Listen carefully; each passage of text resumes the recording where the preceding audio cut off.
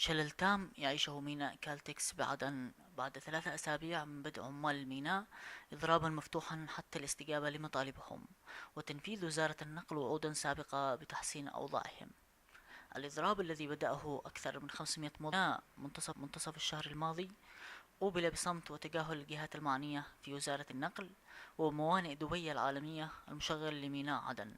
وصباح اليوم الأحد عندما زار طاقم قناة اليمن اليوم الميناء، رفضت الحراسة الأمنية السماح لنا أو لأحد العاملين بدخول الميناء.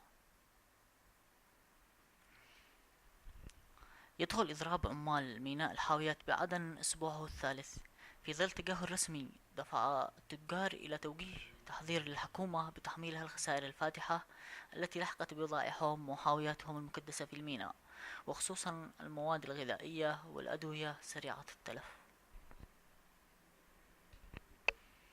أرتال من الحاويات تتكدس تك... أرت...